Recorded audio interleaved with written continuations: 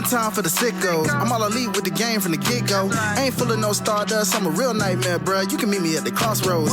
Business is booming, I feel like the Hearst Syndicate, and they tell me don't hurt anybody. I'm way too fly like Kevin, I could do this all night. Step back, it's a private party, I'm more dirty than dumb with the way I live. No saint like Ricky with the vibes I give. Looking at my watch, it's about that time. When I hit him with the toodles, it's a lot like Tiff. Might as well call me Tony. They don't even know that I'm timeless. AJ Francis, all I really know is first class. $1 million man, too priceless. You ain't even over. Shout out to my dogs like Bron. Baby, I'm a limit breaker. You're just a death rider. Can't rest in peace. I saved that for the Undertaker. Proceed with caution, but you ain't Naomi. Can't book the team. Your name must be Tony. IWC say you got to go. I like Jermaine and Gresh. Run it. Let's start the show.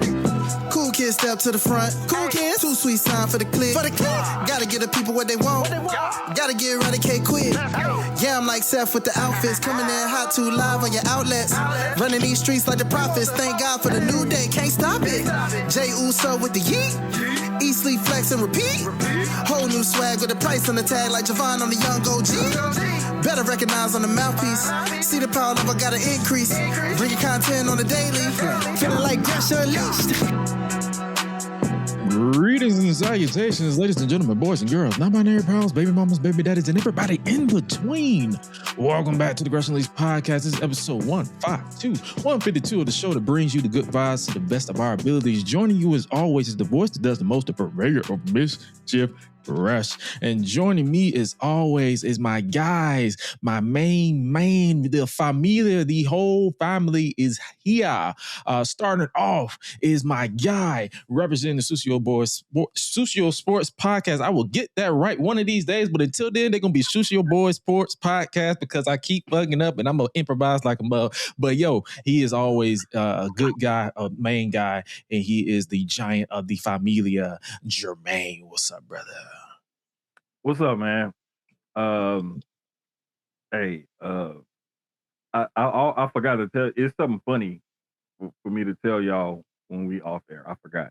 I didn't already hit the button, did the intro and everything, but like, yeah, make y'all laugh. Just remember, because we got like an hour and 30 minutes. Look, trust me, I'm gonna remember. But also joining me, as always, is not only the voice of the Unleashed Anthem, as well as the main man of Mike Mayhem music. He is none other than the Prince of Botch, but he don't botch as much, so I don't think he has that title anymore. But he is my guy, my brother, my partner in crime. He is none other than Hi-Lite Real. What's up, brother? You here at the top of the hour? That is insane. It was a good. What's in the words of our boy Ice Cube? Today was a good day. Today was a good day. I was like, hey, we get off work smooth, made it on time today. I said, yeah, it's a smooth Tuesday, baby. Let's go. I love these days. I wish every Tuesday was like this, but it's cool. Yeah, man. Hey, it feels good to be in the building. Like my boy said, we ain't botching as much these days, but the title's still there. We still got that Prince of Botch in us. You know what I'm saying? Hey, it's here. But man, bruh, hold up. Right, I got some rants for y'all today. I ain't gonna hold you. I got some rants. Yes. Oh, yes, bro. I was like, well, Jermaine will be back. Where you want to start? Ooh, good question, my G. Shoot, bump it, man. You know what? Let's go. You know what? Now we can go reverse. Let's start with the good before we get into the ugly. You want to talk with AEW? You want to talk WWE? Let's do it. Let's do some AEW first. Let's go ahead and start on a positive note. I mean, it's positive note if you're a fan of Swerve Strickland. Well, good point. Good point. That is because he killed Kenny Omega on Dynamite. Bruh, did he? I mean, what if you're not a fan of Stephon? If you're not a fan of Stephon, well, you're not a fan of Stephon. I'm just saying. I just had to throw it out. I mean, there are people who may not. I ain't got nothing for you, bro. I'm just trying to speak for all sides. I'm just no. Peep this. If you're not a fan of him, now you got even more reason to not be a fan because he's a heel now. So now you can boo him extra twice. This is there true. You go. Now you have a reason to do it. Don't make it your personality to hate the man because hey, we got more important shit to worry about. Yeah, there you go. You go. So, but no, that was a crazy match. And I'll be honest with you, I'm kind of glad that they went in that direction with his character, because it kind of gives them a little bit of a shakeup at the main event scene. Because to me, as much as like sometimes how you hear the tribalism back and forth, I'm like, come on, bro, like y'all got to understand, like we got MJF got the title again. He's doing his same shtick. He's about to fight Hangman again. And in order for people to be interested, Hangman says, I won't challenge for the title again, period. Not just while you're champion, but again, like it would be better. I would have accepted it more if he would have said, I won't challenge for the world title while you have it. He's pulling the Cody. Yeah, he's pulling the Cody. Yeah, you pigeonholing yourself. And it doesn't make sense to me. But it's like when I look at, and then now Swerve just basically beheaded Kenny. For all intents and purposes, he didn't truly behead him, people. But you got to look at him as the next, top contender for the title. So whoever comes out of this Hangman MJF match is going to fight Swerve again. Well, Andrade is still in the picture now. You do, and this is why I'm hoping when all the dust settles, Andrade comes out on top with the title.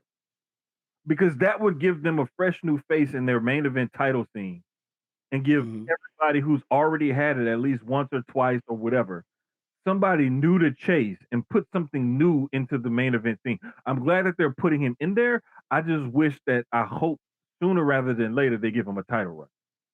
I'm trying to figure out why they keep pigeonholing themselves with these stipulations. Bro, no, fast. I don't know. Because I don't know. The only way I can see them getting out of this is if Hangman turns heel and be like, you know what? I'm a liar. I'm a challenge for this world title because I can. and this is what one of the theories that I heard thrown out there was people were saying that they may reignite the Hangman Swerve feud by Swerve baiting Hangman into going back on his word. If Hangman was to lose to MJF, but then Swerve was to somehow beat him and Andrade or whatever the hell, somewhere down the line, if Swerve was champion, he would bait Hangman into going back on his word to challenge for the title. The only loophole I can see is if they have Hangman win the Casino Gauntlet. Right. That's the only loophole. The reason why I say that because I think I saw someone point out that it's been done before in wrestling. I think Lex Luger did it at one point where he couldn't challenge for the world title, but then he co-won the Royal Rumble. That's how he got back into the title picture. Yeah. So I'm saying like they can, it's a way around it. It's just creatively why you keep pigeonholing yourself in this situation. What you gonna do? Create another title for Hangman like you did, Cody?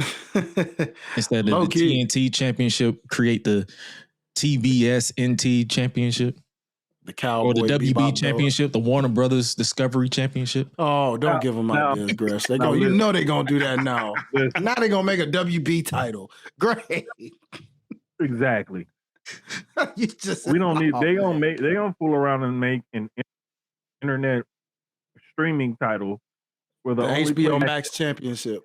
The HBO Max Championship. You know they like naming titles after TV partners. Who's next? I felt it. Who's next? Who's next? No, seriously. Like, come on, man.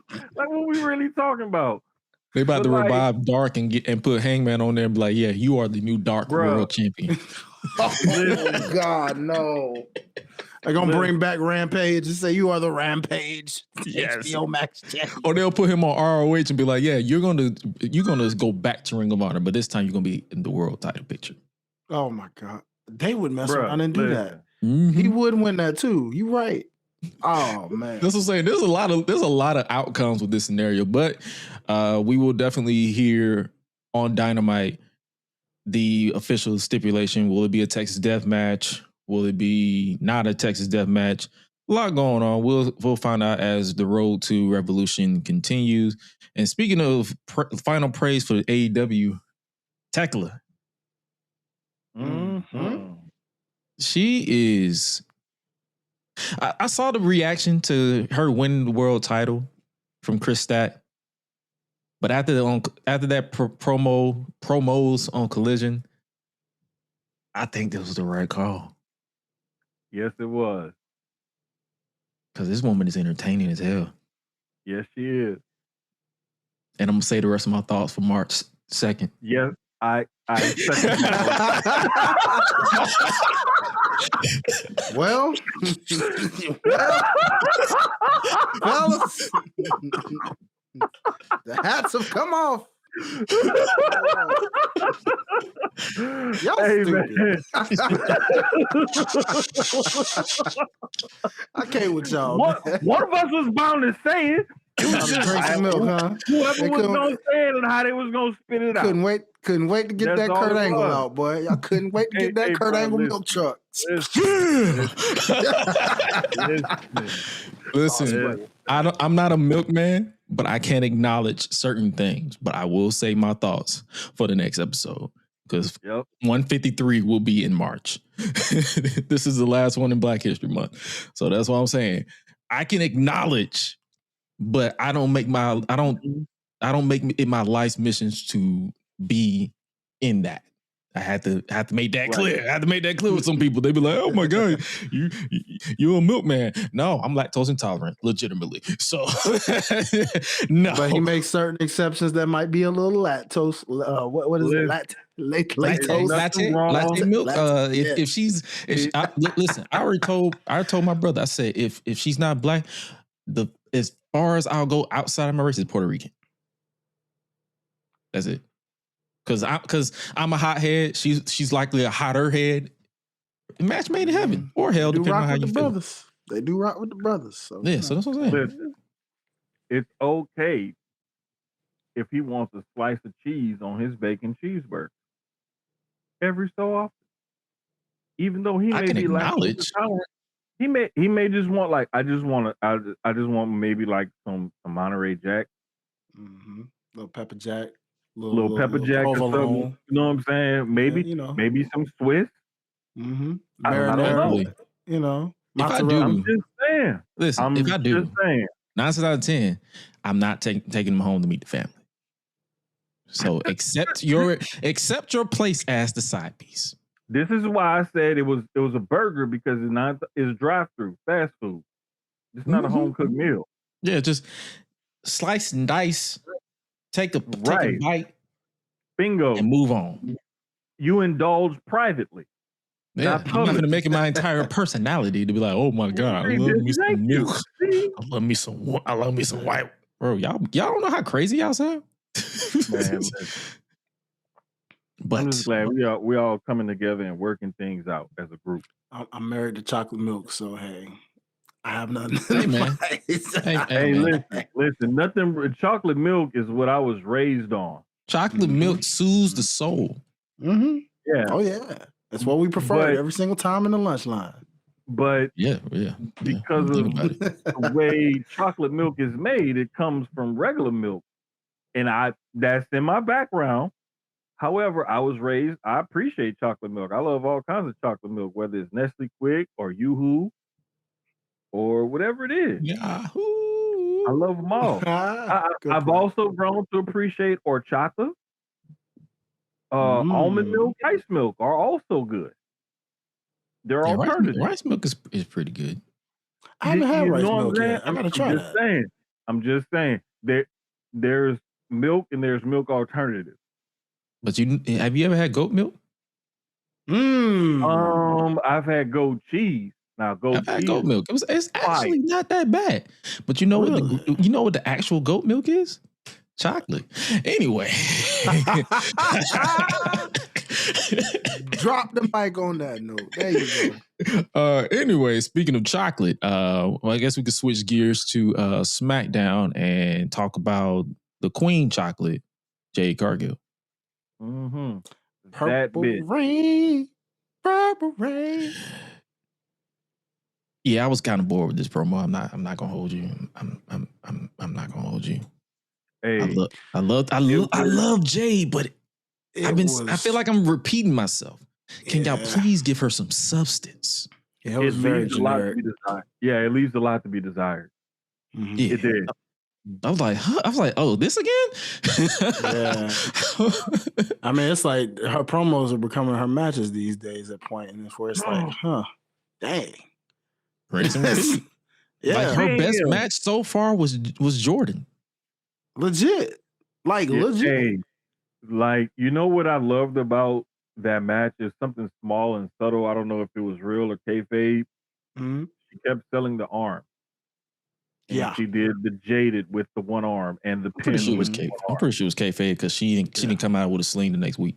Right. Nice. But I'm just saying, for her to like have that on top of mind and make sure she keeps selling that while she's going through the finish of the match and doing her finisher and the pin and everything else, like that's stuff that green wrestlers typically don't get. But for me to see her get that part, that tells me that's a sign of improvement, a huge sign of Oh, yeah. improvement. Because Also, even a small lapse of judgment can show like they're not, conscious of it or whatever. You see veteran wrestlers do that. Mhm. also, I will say this though. She actually showed a little extra character in a backstage segment with 2 returning female wrestlers because she actually flinched. She actually looked nervous and sold that. As Meechin was talking us trash, tried to flinch her out with the kendo stick, made her go woo, because she felt that trauma from them times she was, swinging that thing on her, pause, but still, hey, I had to get there just in case, but hey man, look, all I'm saying is little tidbits, Jade did kind of, because she stepped up a little bit from the whole oh, I ain't scared of you. Oh, you want some more of this? But then it's like, soon as Meechin came back, like, oh no, you tried to comfort me by injuring me. Nah, I could take you out right now. Right. Nah, I ain't gonna do it, for her. And then, we're gonna mentally break you. And then matter of fact, take that title from you. Her expressions of like shock and like, how dare you, and flinching and fear is like, okay, she's starting to get it a little bit. It's just going a little slowly, but she getting there. Yeah, and my thing is that even though she has a lot that people tend to pick apart, whether it's her matches or promos or whatever it is, like there are signs of improvement. Is basically my whole point. And it's too often that people will say that, oh, she's terrible, she's this, she's that, she'll never get better, she'll never be this, and all these superlatives and over exaggerations and whatnot. And it's like there's more to appreciate there, and there's improvement there, and that's what we need to look at. I mean, yeah, you can focus on the negative stuff, of course, but there are some positives there. It's not just all negative. So I just wish that people would see both sides of it and stop being so. If you have an agenda, just come out and say you got an agenda. We're all adults, or we at least pretend to be, or our ages tell us that we are by law. But some of y'all really act like children when it comes to talking about wrestling. Oh yeah, for sure. I mean, it's their whole person. It's their whole personality. They peaked in middle school, and it shows every day that they talk. So, yeah, got some more about that later because I got a rant coming. Trust me. Oh boy. But nah, I'm not mad. I'm not like that's what I'm saying. I acknowledge one thing. The beauty behind us over here, as well as on Thursdays with Public Enemies, we acknowledge the bad as well as balance it out with the good. Because hey, we could make it our personality to just talk shit about it or dismiss somebody, but we can also be like, hey, there's a positive there. So. Yeah. But but someone who doesn't feel the positivity, Sami Zayn got told off by Cody Rhodes, like, "Hey, bruh, you too nice. That's the reason why you've never been WWE champion, bud."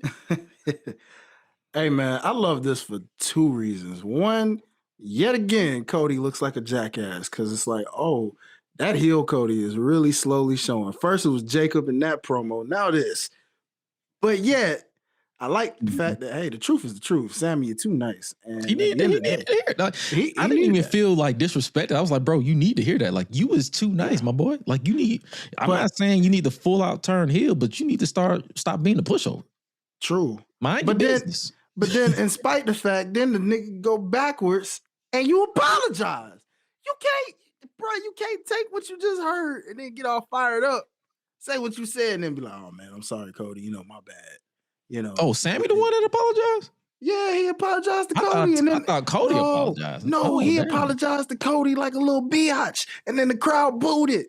And I'm like, Sammy, no, that's the opposite of putting up a backbone. But wait, but could we get one of those like you know how sometimes WWE will have a character change via some mental breakdown or something? Mm-hmm. I'm wondering if we're gonna get like psychotic Sammy after this, because we've seen conspiracy theory Sammy during the pandemic era. That was some of his best character work, besides the bloodline stuff. And like one bled into the other. He had the little comedy bit in between, but like one bled into the other, basically. Mm-hmm. But I'm wondering if this is the beginning of like, you know how Bailey's character kind of going kind of cuckoo, and then like she got Lyra kind of going kind of. I'm wondering if that's Sammy's going to be the male version of that, but at a higher spot on the card and maybe a little bit more intense. True. Speaking of intensity, Jacob Fatu is still going after Drew McIntyre. They are making it so obvious that this is about to be a multi-man match at WrestleMania. Yeah. Oh yeah, right. Well, the one thing I will say that's our saving grace is one of the things that you guys talk about on Thursdays, long-term booking. Yep. So they started this a long time ago when it was thrown out there that Drew was probably or could be the person that attacked Jacob that caused him to miss time. So they started kind of planting the seed for it like back then. Now that Jacob's back and he's gotten involved in several matches and this and that and Cody and Drew, it's starting to build towards that. The only thing is like you guys were just saying, we still got about 2 months basically left before Mania. Yeah. So it would have been better if Jacob would have came back at Elimination Chamber instead of coming back, a few weeks ago when he did. True. Maybe That start makes the sense. story a little bit later. But I don't know, because maybe it's good in their case because unlike some of these, this is the one story that seems to have at least a build-up. And it's like, honestly, they needed a reason to have Drew win to keep Cody strong because Triple H doesn't like his world title matches to be clean nowadays. So very true. So I'm not mad at that. But speaking of this Jacob Fatu who attacked thing, how do you see them? Do you think this plays out at Elimination Chamber? Like, do you think they reveal it at Elimination Chamber, or do you think they reveal it as we get closer to Mania? Because I feel like the more I'm looking at it, I think it's too obvious that it's Drew. I feel like it's going to be a swerve in somebody else. I think either way, we get it between Chamber and Mania to try to help fill that gap of time. I think that may be the area where you pay that off. That way it gives you some legs on that story and you can see how the crowd, and for better or worse, the internet and fans and everything react to it. And then you can kind of go from there, telling the rest of the story on how you want to do it. I'm going to throw some names out there just out of for giggles. Would you be opposed to Randy Orton being revealed as the attacker? Because he after SmackDown, he literally he has a reason. He basically is involved in the world title picture. Say Jacob and Cody are involved in the world title picture, and they use Randy Orton to make it a fatal 4-way. That could be a way to reveal who attacked Jacob, kill two birds with one stone. Like, hey, you're one of my biggest threat, because like they can make it make sense. I'm not finna do their job for it. They can make it make sense if it's Randy. Oh, because he can be like, yo, he's like this new blood coming to take positions, and it's like, I'm tired of playing nice, blah blah blah, and they can go that route. Or I'm thinking, what if it's Sammy? Ooh. I'm just throwing names out there, like people who are exclusive to SmackDown, like Sammy. Like I wouldn't mind if it was either of those, to be honest with you, because you can tell a good story with either one. Right. Like so Sammy can be obsessed and he's been playing nice this entire time. Right. Say, yo, Cody telling me that, just reiterate that I apologize. That was my last ounce of being nice, and now I'm finna just say, hey, you know that was me. And it could even be a thing where, take this for what you want. You could tease like a split personality with Sammy. Like he don't even recall doing it. Yeah. And something flips, and something causes him to flip, and then he'd be like, yeah, that was me. And we can address, like, you can use that to like address mental health and, be an advocate for men's mental health. I do not trust Triple H to handle that. I'm just placing it. I mean, the man didn't acknowledge Black History Month. I get that. It's like, as soon as you said mental health, I was like, yeah, I do not trust these old heads to. Yeah, he ain't even acknowledged Black History Month again. Nah, ain't no. I ain't even. That's one thing, but I'm talking about like mental health, because it's so much mental health going on right now. Like, rest in peace to the guy who played in Revenge of the Nerds, who played Lizzie McGuire's dad, Robert Carradine.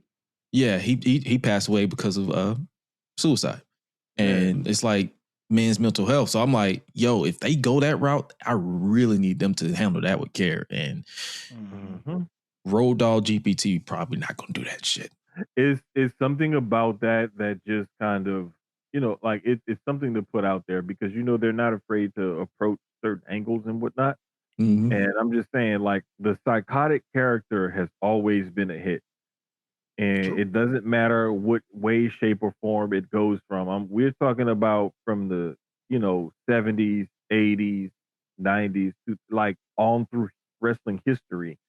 Some way, shape, version, or form of a psychotic character plays out, and if you land that plane correctly, it can be a big one. Oh yeah, because this is, and the reason why I'm hesitant too, because this is also the same company that botched split personality twice.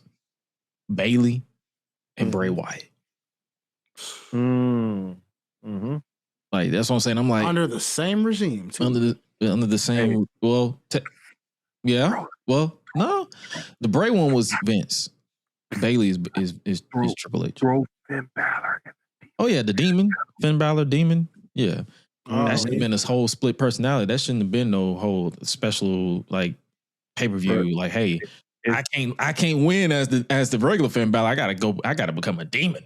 It's like I said. It's like I said. I can't remember if it was last week or week before last. Whenever I saw that pod with him and Cody, and he said that they basically made it to where, like you just said, the Finn doesn't matter. It's the demon, and it's this and it's that. And Finn was like, he wanted it to be more of a surprise. He didn't want it to be like a planned thing. Like, this is what I have to resort to win, is what it came down to. And he was like, I hated the way they positioned the character. So I'm glad we just went away from that. Because remember when they did that with Baron Corbin? Where he couldn't, when he was the constable, he couldn't win. But then at SummerSlam, the demon is here and he won. I'm like, ain't it about a bitch? Bruh. Same thing with Bobby Lashley. They did that with him too. Yeah. Bro, in pro sport, freaking JJ McCarthy for the Vikings, he was hurt all last year, missed all last year. So this year was technically his rookie year because he finally played. And he talked about having this alter ego called Nine. I just want y'all, you don't have to be sports fans or anything. Just when on your spare time, Google the Minnesota Vikings record this past NFL season and see how 9 did. Or you can become the New York Knicks and never win the titles since the 70s. Say, bro, forever a bridesmaid or part of the bridal party, but never the bride. At this point, the Knicks are the hoes. Dang! Wow! So wait, you telling me that the Knicks are out here buying brand new 2012 Ultimas with their taxes? Yeah. Well, I mean, yeah, they living real raunchy in that garden. You telling me the Knicks are eating pickles and hot Cheetos for breakfast? Mm-hmm. Yeah. Real ghetto. I mean, the garden, bro. It's the projects. Hey, you telling me the Knicks don't have a bed frame? They just sleep on a mattress on the floor? They just sleep on the floor. The mattress is flat. God dang it. And they got roaches. Hey, man, I'm going to need them to kick out. And I need them to do kick out at 1 and like hulk up or something. shit, god damn. But nah, man, like it's one of those things where, like Oh my Lord. it's hard for you to explain it. It just happens, and then it's like, now what do we do? Where do we go from here? Because we see how bad this problem is. How do we fix it? Speaking of people who are going to be problems, we had more elimination qualifying matches on SmackDown. We had for the women, which was a shocker to most people, Kiana James. Yeah, buddy. Upset Yes, sir. Charlotte Flair and Nia Hey, Jax. Yes, qualify. sir. Hey, the black woman beat the white woman in Samoa. I'm all in February. I'm all for it. I'm all for it. In my case, man, I've been rocking with Kiana James since the NXT days when they just wrote her off. You feel me? And I'm I was definitely one of them because I was like, man, I was like, yo, what are y'all doing with her? Because I blame Sean because he was not consistent with her booking. Like he kept making her lose. But Hi-Lite, didn't she injure like a shoulder or something? She wasn't out for nearly as long as the knee, but wasn't she? She did have another injury before when she was in NXT, right? Yeah, she had another injury, and it was when they called her up the first time, and people were like, "Where's Kiana James at?" Because they were kind of starting something, and then it stopped for a while. And because she was going to be like Adam Pearce's like assistant or something. Yeah, she went back to NXT.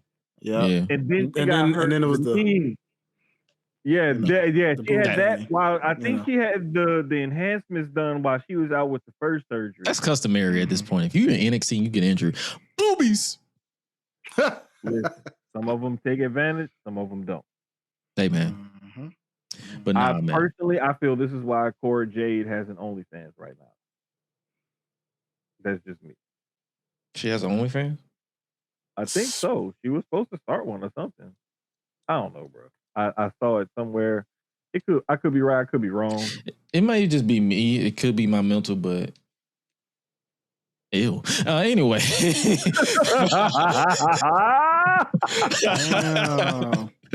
No, ma'am. Hey, I'm not gonna lie. It's some petite women that look attractive like that, and then there's some petite women that's just like, hell no. She one of them hell no's to me. I'm sorry, respectfully. Really? Oh, yeah, I'm like, well, no, thank you. Apparently, some people. Hey, listen. The beauty behind this thing is everybody has their own taste. Casey Navarro, you feel me? You got your taste, brother. Shout out to Casey Navarro. Yeah. They are a thing. I saw that. I saw that a thing. She don't even wear heels around here no more because it's like she kissing down. I be feeling some type of way. Like if you taller than me with heels on, we can't link. If we are the same height, you are not allowed to wear heels around me, especially if they're tall. Because why am I kissing up? Why are we doing this? Hey man, Jermaine ain't got that problem. I'm just trolling, man. Like, hey man, I'm just trolling. Listen, I'm being quiet for a reason. I can't, because the thing I almost said, I can't say on air. So like, I'm gonna just look at my phone right quick. Listen, man, why am I apologizing? It's unleashed for a reason. I don't care. I'm gonna leave somebody this text just to make sure I don't cause no trouble. You hey man, my brother. We can't get canceled. You can only get canceled if you give a fuck. Dang. I kind of do.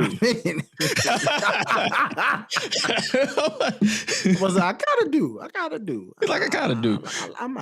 I have put it this way. It's unleashed, but I have limits, and it's like at the same time though, you can only the way people are pick and choose when they want to be offended about certain things doesn't faze me anymore. But what does faze me is the rocket that they putting on Trick Williams, who also qualified for the men's Elimination Chamber. Shout out to this entire match, man. It was really dope. Like real talk, yeah. I enjoyed it. I love the fact that because people thought there were some that called Trick like a TNA super senior and whatnot.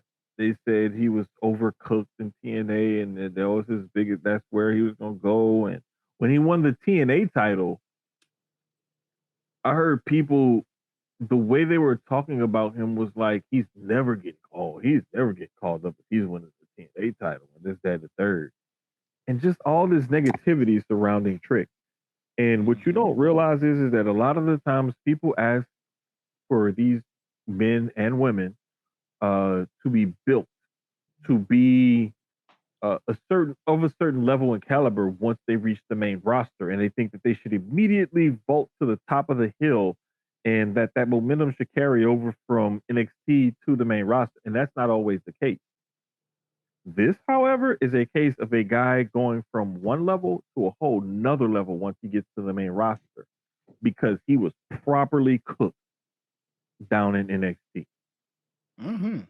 And there's lots of evidence of this, because if you're enjoying the main event scene right now in WWE, or guys at the top, even some guys in the middle of the card, ladies as well, there's a lot of those people who came out of that performance center down there in Florida that are at and near the top of this card. So I'm just saying, he is one of the products of, especially of that new, let's find athletes and train them to be wrestlers. He's going to be one of the better success stories out of all of that group. I mean, shout out to the fact homeboy already then did a whole appearance on ESPN First Take, bro. I literally said, "Oh, Trick on First Take." Oh, say less. That told me everything I needed to know.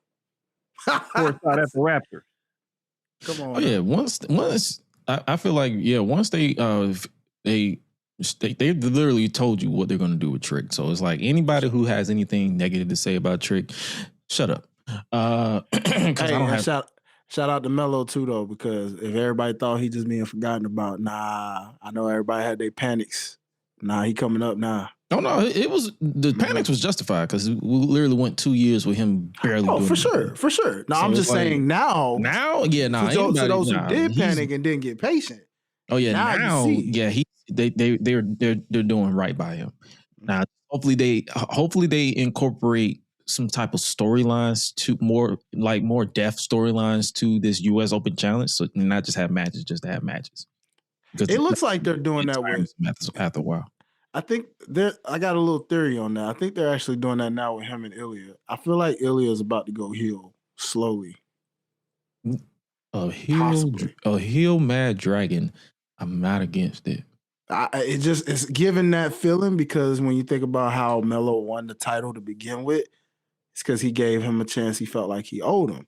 And then the last time they wrestled, Miz got in the way of that. Oh, Jesus. And I mean, they haven't really had that official rematch yet. Now, I know it feels like we've seen him wrestle a bunch of times, but because the last time when he did give him that rematch, that's when interference happened and it turned into a tag match. Oh, MFT.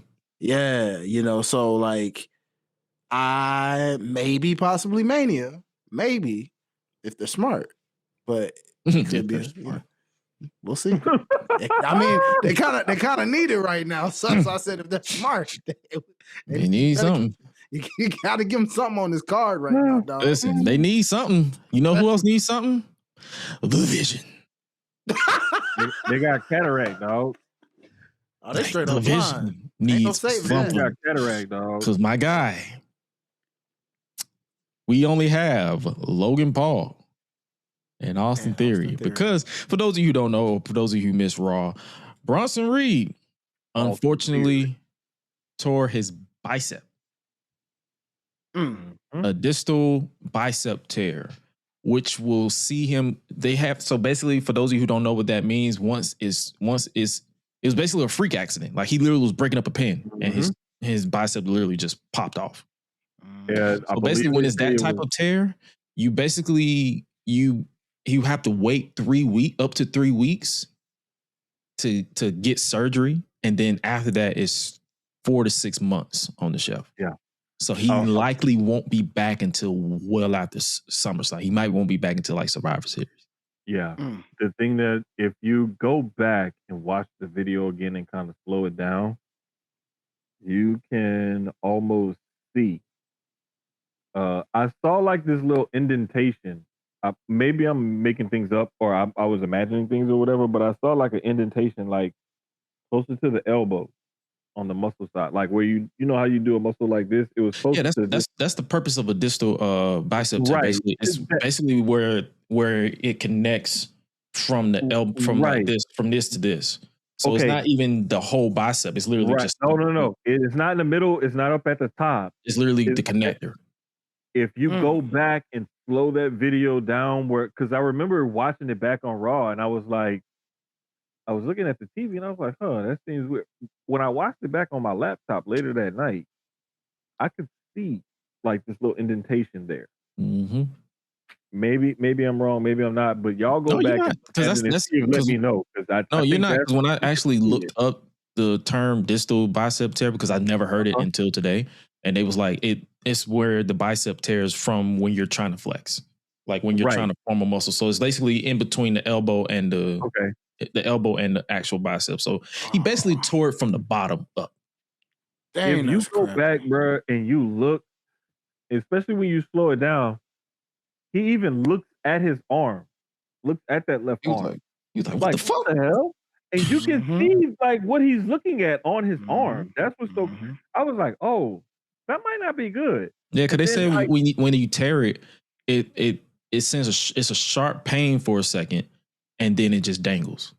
So it's like a split second. So it's literally just a quick tear. Like it's not even like a. Damn. And the thing is, when you look at the impact, it's like he literally did nothing but break up a pin. The crazy, and one of the other things, similar to when Cody suffered that pec tear, you start to see the bruising and the swelling and stuff like the next day or so. And that can oftentimes be scary because you're looking at it, how it's turning colors, and you're like, is my arm gonna fall off? You know, but it's all natural body reaction to try to start the healing process. Basically what it is. And the bruises are busted blood vessels. And the swelling comes from having the muscles and tendons or whatever torn. And then the body is trying to swell up because it's trying to protect that area because it's hurt. Yeah. And that's overall what makes the human body so freaking interesting. I mean, when you just it's always, this is why we got to be thankful every time, because it's always the simplest little things, man. Like you look at Braun with that hernia and you're like, bro, that's a common thing, but it's the way and the type of hernia he got where you're like, that's tricky. Like, he could be back soon or he could be back like for a good little amount of time. Then you look at Seth with the shoulder. Same case. Shoulder injuries are always tricky. How long can that take you out? You look at Bianca and the knuckle situation. Same case. Hard to lift, especially if that's your dominant hand. You know, hard to pick people up. Here we go with this bicep situation. Just off hearing Gresh describe that with a simple flex.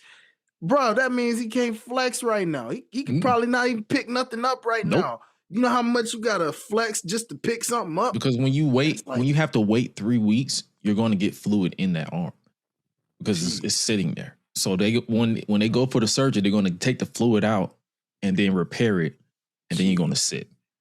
Then you got to sit and let it recover. And then on top of that, it takes when you get the surgery, depending on how your surgery recovers, you add at least 2 to 3 months on top of the recovery, because you never know if your muscles or your joints are going to react normally. So that's what I'm saying. When you see injuries, there's a lot that goes into the recovery process. Some people can be freak of natures like John Cena in 2008 and pop back like nothing happened. Like or Edge with that Edge. Because he did the same thing. It was like, what the? It's like you tore your Achilles. But sometimes he tore his Achilles in July and came back in January. So that's what I'm saying. It's like the thing is though, with some of those injuries, like let's say he tore it, but it wasn't a full tear; it was a partial. Those you can get over a lot faster than you can a full tear. True. And the surgery is a lot less invasive. If you have a full tear, they're opening up you from your calf to your ankle almost. I think Edge wasn't his a partial tear? It had to have been. If he came back that fast, it had to have been. The only way I could see him coming back from a full tear that fast is if some miracle grace of God that the sutures and everything started healing and he could ramp up his physical therapy and everything thereafter. Outside of that, I don't see how he could come back and 6 months from an Achilles. True. So yeah, we're speculating, but we're also doing our research for those who are listening. So, but yeah, all we could do honestly is wish Bronson Reed a speedy recovery. But back to the jokes, the Vision. Yeah, it's time to nip that in the bud. Yeah, let me. Jermaine, I got to do this for you, my brother, because I know you got ties and roots to this. So go ahead. I was gonna say this for a chat conversation, then I thought about it and I said, nah, I'm gonna say this on the show. I've come to the conclusion when it comes to this dang faction, and not just the faction, WWE as a whole right now, from ticket sales to the injuries that keep piling up. Ladies and gentlemen, I'm here to ask, how many people out there in the city of New Orleans ended up committing some voodoo on WWE as karma for what they did right now? I'm really genuinely curious because I really want to know. Because all I'm saying is I'm watching this and I'm like, damn. Listen, then I'm like, damn. Nah. Then I'm like, damn. You know who messed this up? Triple H did. Because when you people don't understand, when you fake an injury, real shit is gonna follow you. The spirit don't play about that fake stuff. So you fake the Seth injury just for him to get injured, and then Braun to get injured, and then Bronson to get injured. Your whole original trio. Seth, Triple H. Now it's just the add-ons. That's crazy. Bruce Pritchard.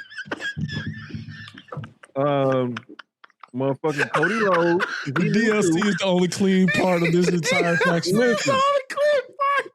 Go back and watch Unreal. That nigga just got the extras. No, that's crazy. It's all kind of people's fault, dog.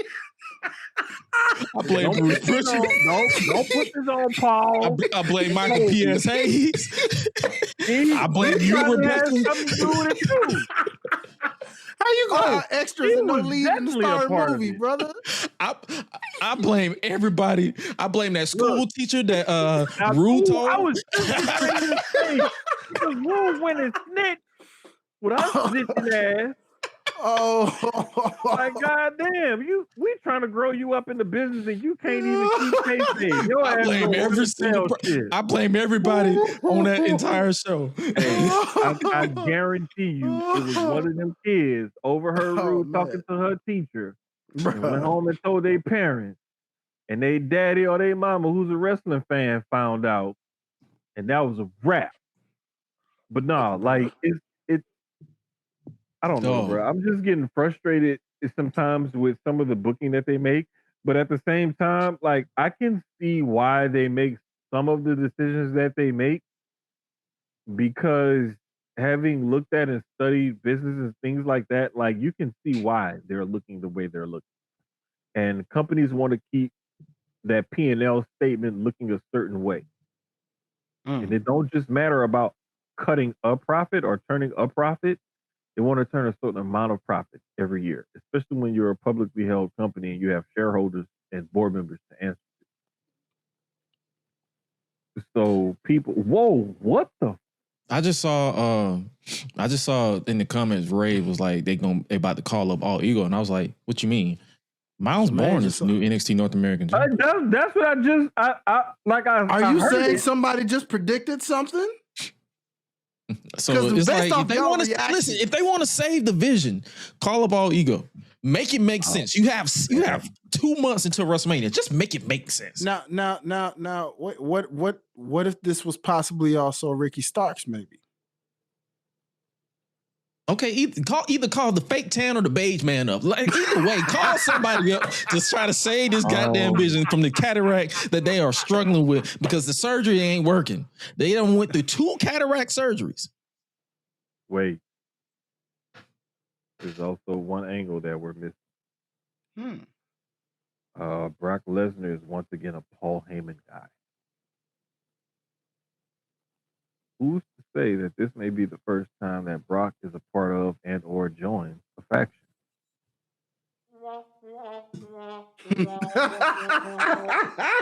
I'm just throwing it out. That man said, hell no. No. Listen, I'm glad you mentioned Brock, because what the hell was that promo? Man. I don't know, bro.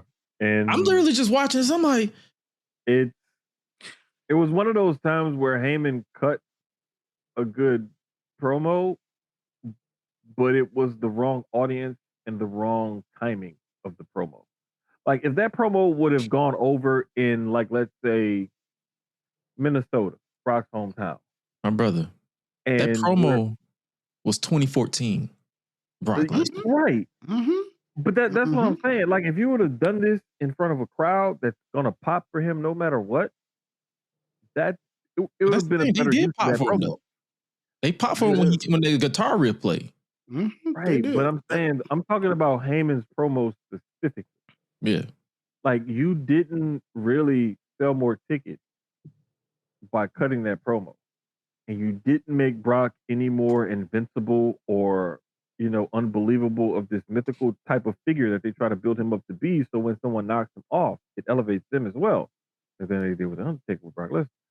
But it's just like that promo, it didn't land with a lot of people. And a lot of different people said that promo didn't land. I'm just looking at the promo, I'm like, wait, that's it? Yeah, I'm saying the same. Nah, because in a combo of what both of y'all said, when Gresh just said that's 2014 Lesnar, I'm sitting there saying, why are we bringing up the Undertaker streak in 2026? Because it's still a big deal when you think about it. It is. But why does that matter if this man has not been in a ring in how long? Since Survivor Series. You talking about Undertaker? Yes, this man has been this man's been on his podcast, and we're bringing up the streak of all things. Because Taker is a mythical figure, and he ended up appearing again later on in that broadcast. So I guess it was, a way to we'll talk about it in a second. But the thing is that promo, it's like you had this really nice plane with this nice cargo on it. And instead of it making a nice smooth landing at the airport, it like had to make an emergency landing on a lake. Yeah. The cargo is still safe. It's a little damaged. The plane is still flyable. It does need some repairs. Like things can be fixed moving forward and everybody's alive. Mm-hmm. It was just a rough landing. And I think that's the way I choose to look at this promo. That promo was Jared Leto's Joker. Just pointless nigga babble. Oh, Jared Leto. Jared Leto. Hey, shout out to DJ. DJ actually likes that Joker, but hey, But hey, DJ is different. We love him. DJ, why does he like that one? Like that one? Hey man, we'd have to bring him on, or you could ask him in the chat and he'll explain it. But trust me, but no, this is the thing though. Like that lets you know how much I care. I got that nigga name wrong. I'm like, yeah, him. Bro, like that Joker was like everybody else. That's the last. Like if you go list all the Jokers in order from the worst to the best, he's getting named first because he's the worst, clearly, and it's not even a debate. I'll take Boom Pow 80s Joker over that nigga. These are the 60s though. Hey, 60s, yeah. Yeah, that was I don't know. The reason why I say 80s because my brother watched it in the 80s, and that's what I watched. I just assumed it was the 80s Joker, but no, it was in the 60s. No, it was in the 60s. Because listen, I knew that because my mom and my dad said they remember watching it when they were young. Ah. Oh wow. That says there you a lot. Go. That's all I needed. Exactly. But I'm like 70s if I'm not mistaken. Yeah. I'm gonna ask y'all this real quick. Obviously, you know who the fans want, but just for hex and giggles, any idea of who's accepting this challenge? Because I have a person in mind that's not obvious. I have a person in mind too. That could be. I like Gresh's answer. Jermaine, who you got?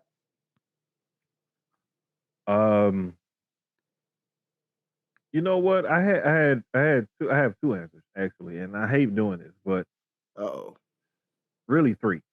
If it's who I really want, it'd be Obafemi. Mm-hmm. If it's who I think it might be, no, I'll just give y'all this. Who I want is Obafemi. My dark horse outside of the box pick would be Javon Evans. The reason why I say that is because there was a rumor saying that Brock wanted a way to get into the chamber to try to go to Mania, and that Javon may be the guy that he takes out in order to take that person's spot. Young OG. If they are to do that to the young OG, I would like to see him get his get back on Brock Lesnar at WrestleMania.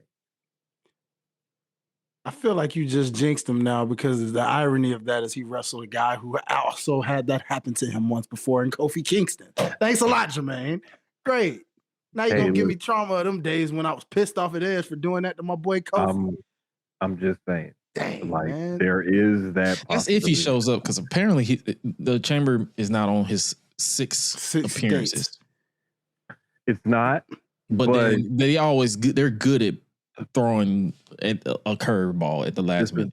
Maybe that entire promo was just a deflection so they can do this. They're like, hey, we want you to go out there and just cut the most basic Paul Heyman promo you've ever cut just to get the attention off of the chamber. And then when someone comes in for the chamber, we're going to take him out, because some people say Javon Evans, what if he replaces the guy who basically wasn't supposed to win? And that's Jey Uso. There's that. That'd be cool. I'm all right with that. I'd be okay with that too. But my thing is whatever they decide to do, I hope they go ahead and do it. This is also pro wrestling, so Paul Heyman is saying these are Brock Lesnar's Raw dates for da-da-da-da-da. He said Raw dates. Yeah, he ain't saying nothing about PLEs or SmackDown. He just said those are his Raw dates. Pause. I doubt Brock going to SmackDown, because there's no point. There is.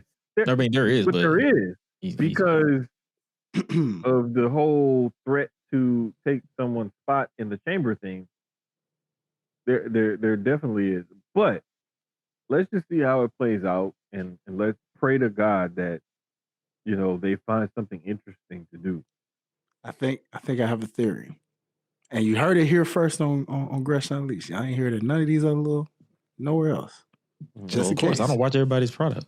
Good. That helps. Not that we condone that for everybody, but I'm just saying, like, hey, hear me out. What if, and you talk about one heck of a way to debut officially.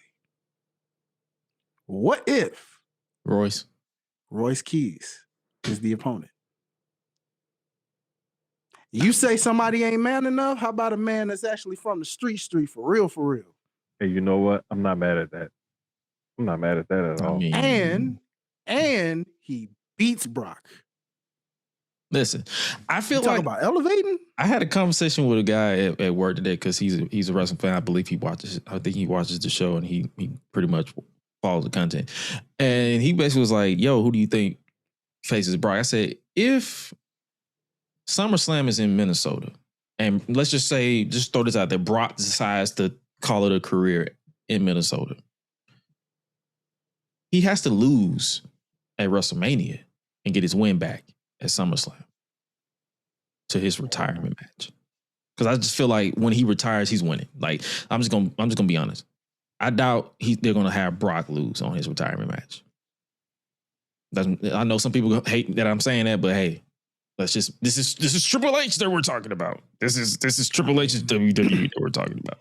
He did beat Cena in his retirement. Exactly. He's the only one that beat John Cena, well, second person to beat John Cena during his retirement tour, or third, second at the time, and then Dom, and then Gunther. But Brock was the second.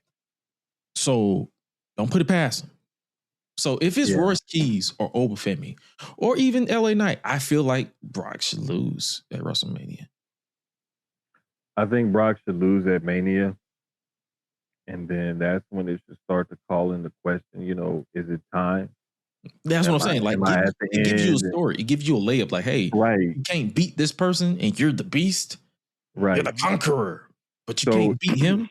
If it's going to hold true that SummerSlam in Minneapolis is going to be his retirement, let him wrestle with that pun perfectly placed and intended between Mania and SummerSlam. Yeah. And then tell that story to the road to however you choose to retire Brock Lesnar. That's what I'm saying. That way you can kind of leave it open. Yeah. You can And kind of that's leave it open. if he retires, because they still got the Saudi mania. So, and the Saudis probably gonna be like, we want Brock. So that's what I'm saying. That's just me throwing that out there. I guess you can say I'm dabbling in my fantasy booking. I'm not saying it's going to happen, or if it doesn't happen, I'm not going to lose sleep because I'm not that type of person. Because I don't care about wrestling like that. But yeah, I'm interested to see where they go with Brock. My last complaint, or my last two complaints, what the hell are they doing with Natty and Maxine? My good brother, you leave Natalia Neidhart and anything. I didn't say Natalia Neidhart. I said Natty. There's a difference. No, I'm talking about the woman herself. Leave that woman alone. No, I'm trying to figure out what was that match like. Look, they were on my TV screen. They were on my phone, and I dozed off, and I woke up to Natalia pounding Maxine in the back of her head, and I'm like, "Yo, how we get here?" I mean, you know what almost made that? You know what almost made that extra awkward? You said you fell asleep, and Natty was pounding Maxine on the back of her head, and I almost said I stayed up for the whole thing. Wow.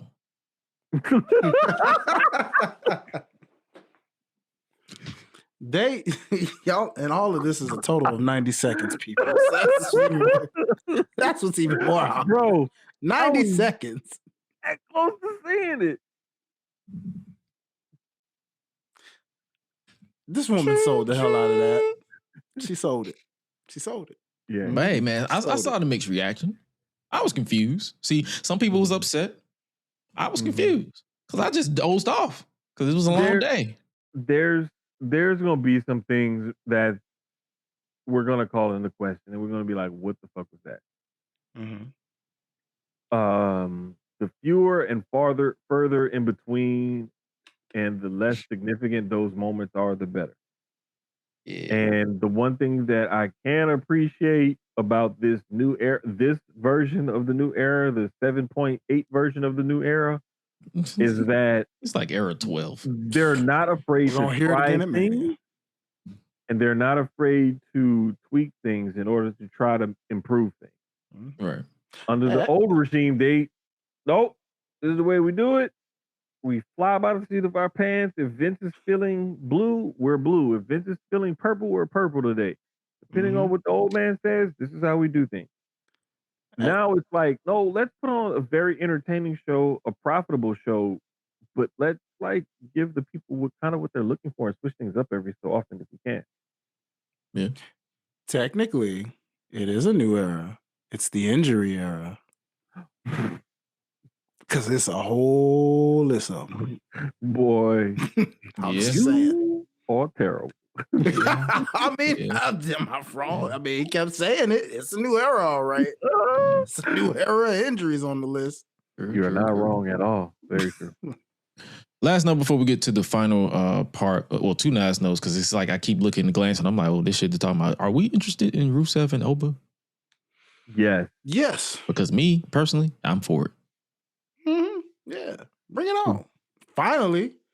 There's also somebody else I wouldn't mind if they can get him out of wherever the heck he is. My only thought on that, to quote the late great American poet Etor Ewan, big meaty miss slapping meat. Do you feel like they're holding off on assigning Oba to a brand, or because I kind of feel like with these injuries, it now makes sense for Oba to go to Raw. It really does, but you don't want to overload the boat on the Netflix show. My brother, everybody's down with the injury. There's nobody. That's true. However, SmackDown is also 3 hours contractually. Yeah. But the only thing is, then that means now he's on the show with Gunther, and you want to keep them two as far away as possible. You can still keep them two away. Keeping them on the same show is going to be more difficult, of course, but there's ways to book around something like that. You keep both of them in attraction. Because now whatever goes down the chamber is going to set in stone the top scene on Raw, because obviously we have Roman Reigns and CM Punk. That's just a given at this point. We have down from there we have Gunther, and down from there Gunther and Brock. Then down from there we have LA Knight. Yeah. Am I missing somebody else?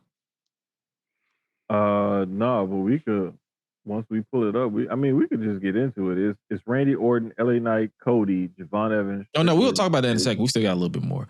But I'm just saying, I'm trying to like mentally look at this Raw scene with these injuries. And it's it's kind of mentioned when you said Javon. If they do call up Ethan and or Ricky, that could be a nice situation. That could be a nice but I wanted to make the reason why I wouldn't do that right off the rip, because that's you're literally calling them up to handle a dead horse. Mm-hmm. Because let's just call a spade a spade. The vision is basically Rob Axel in 2026. Or it's what was that? Retribution? Oh fuck no, that was horrible. That was worse than Rob Axel. Brock Lesnar is listed on the official Raw roster. Yeah.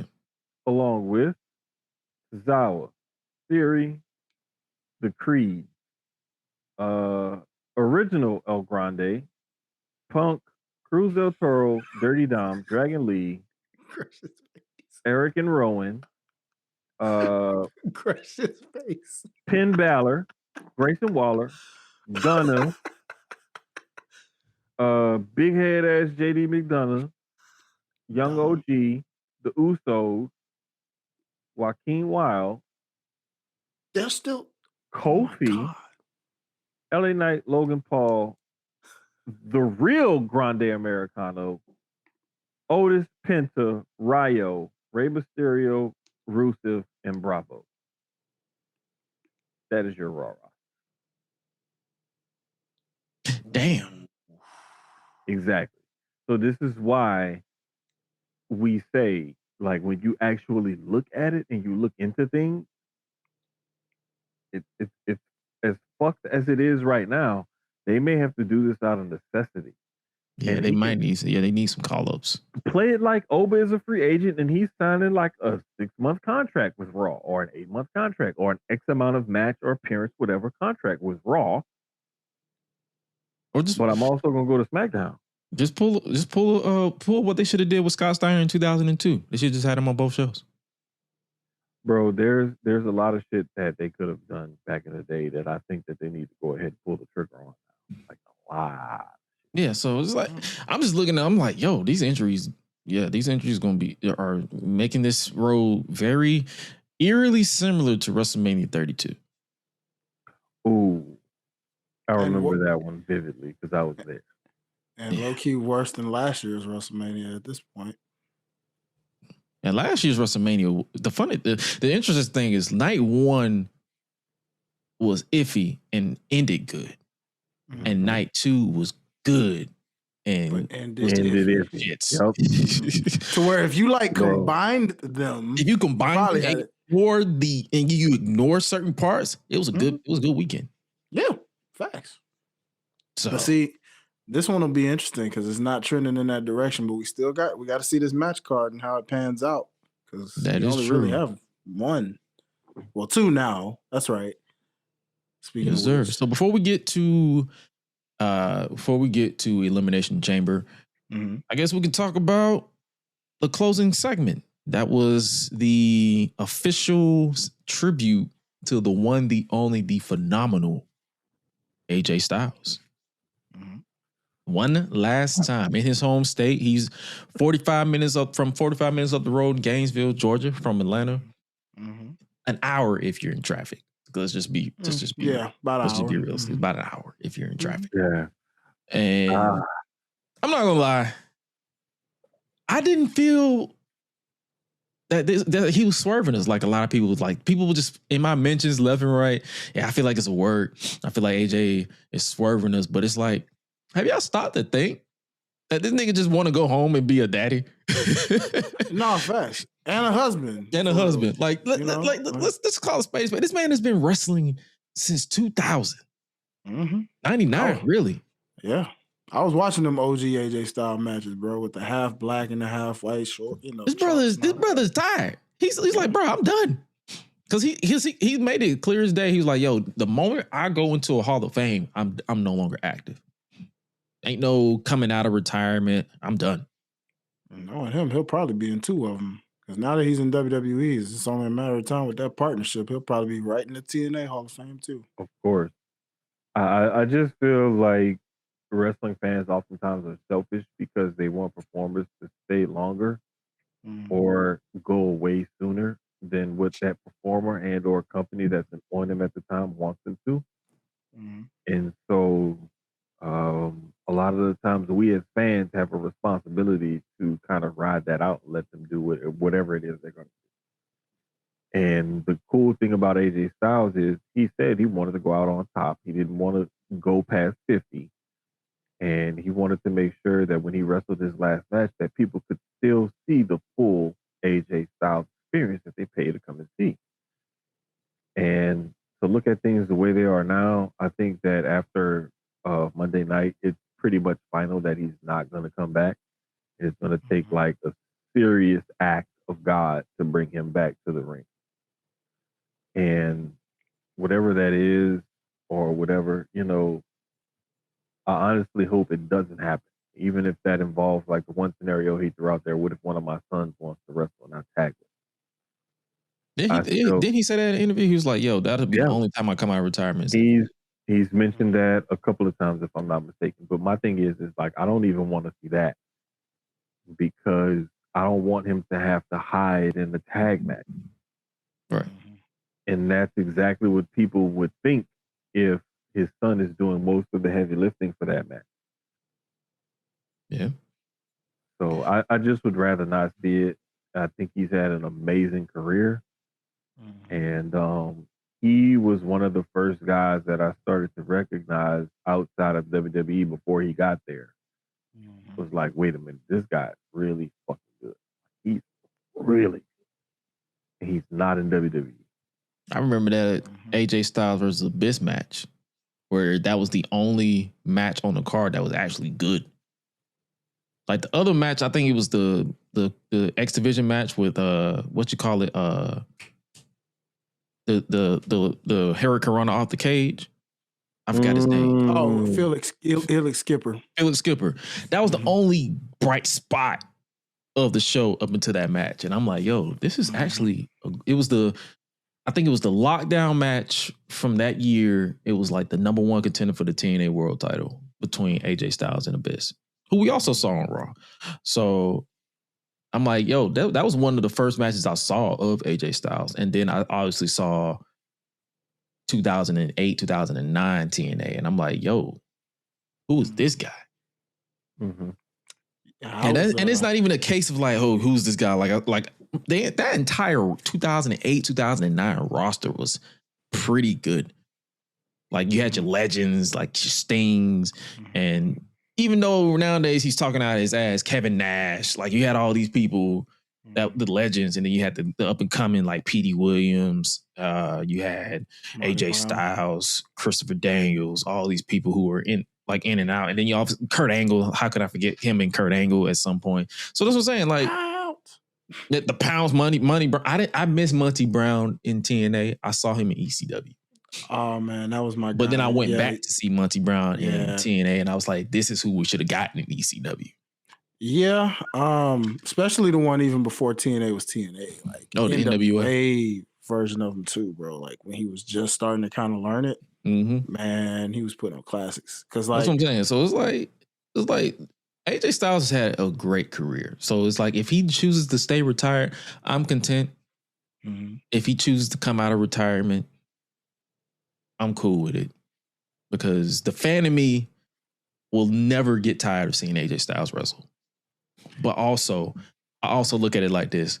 This is a man who's given over 20 years to wrestling. He wants to be a family man right now. And he's from Gainesville. That is the country of the country. Let him go to a farm and let him go prop his feet up finally and just relax. Because the best thing about about retiring when you're at full capacity, health-wise, as well as all your mental faculties are there. You can enjoy the rest of your life. Mm-hmm. And then if your body starts to catch up with you, at least you'll be at home and not in the middle of the ring, pulling a Ric Flair, looking like he's fighting for his life, holding the tag rope. Yeah. One of my favorite retirements is AJ now. Because he looks like he's going to honor it. Kind of like Shawn Michaels did. I don't acknowledge what he did. Well, honestly, kind of like what Batista's doing right now.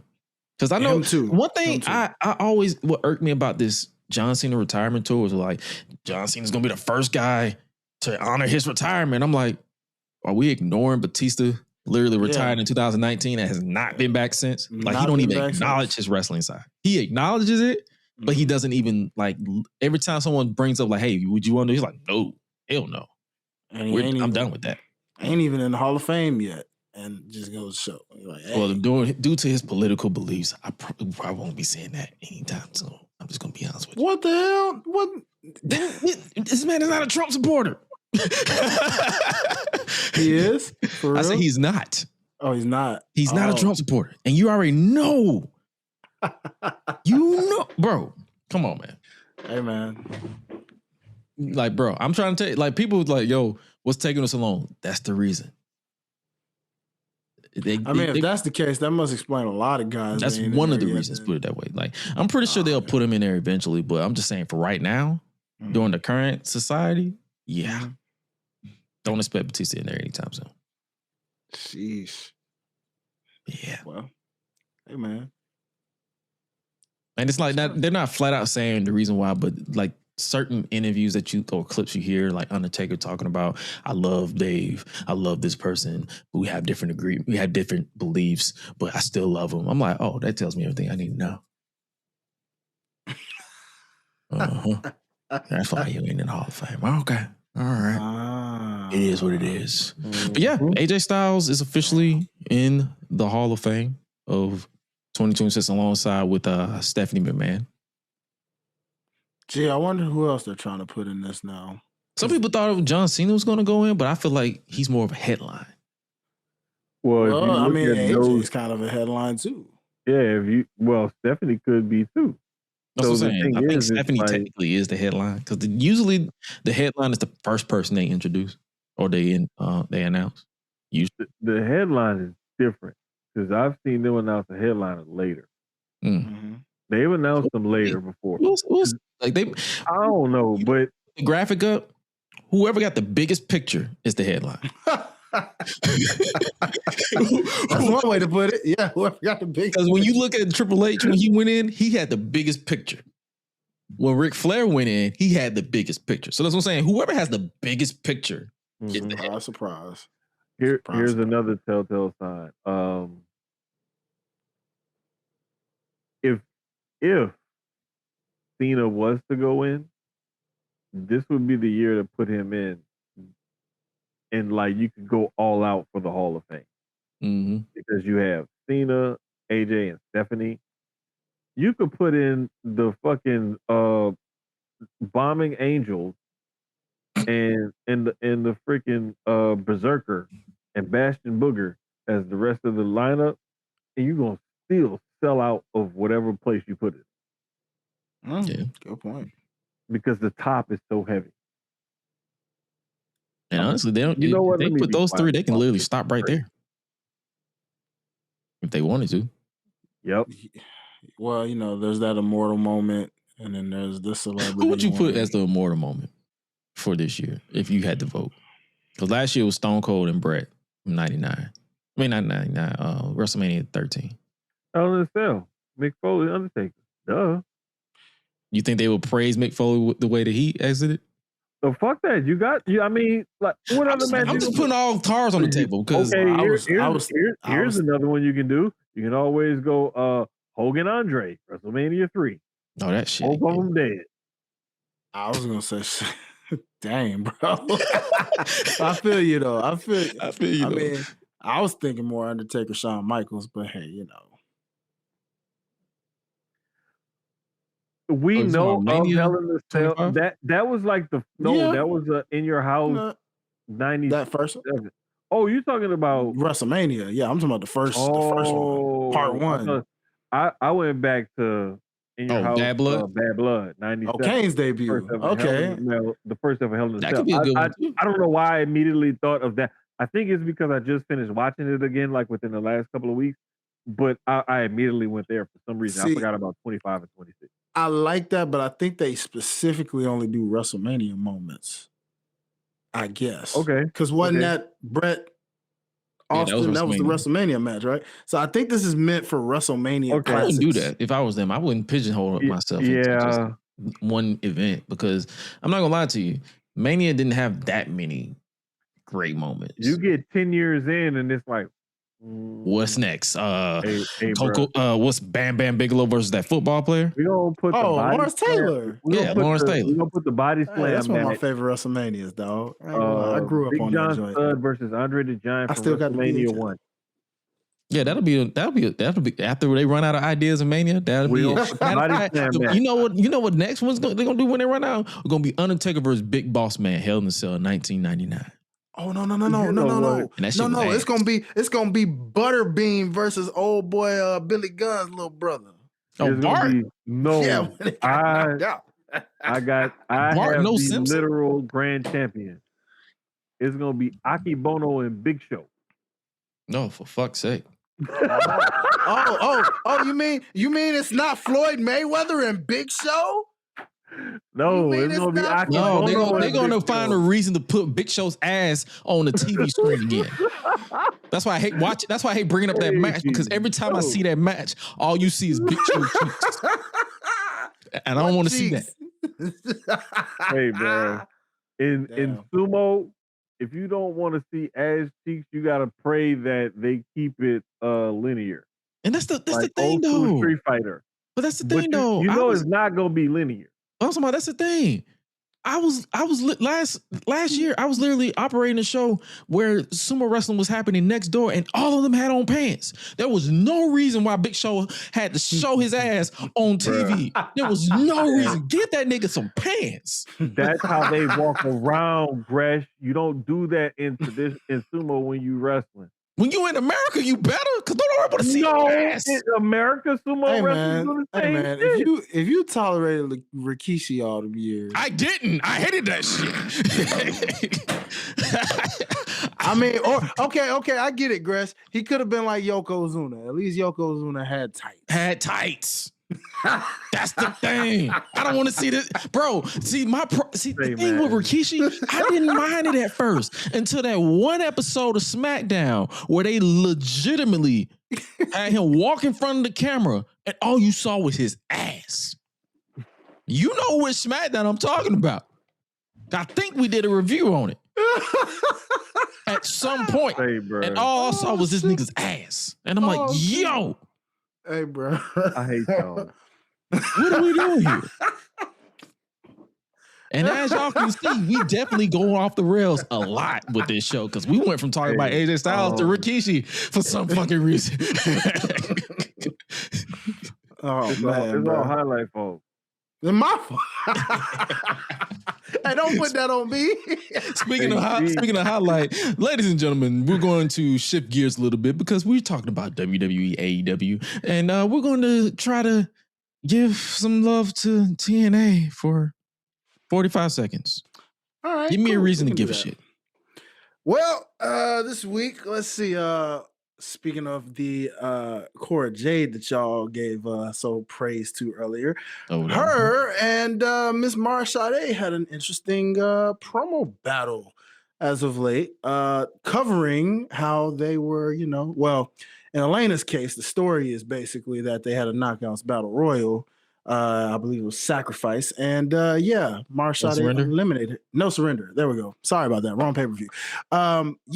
She was eliminated by Miss Mara Sade. So apparently, Elena's whining, making, kind of, upsets like, oh, I would have been number one contender if it wasn't for her.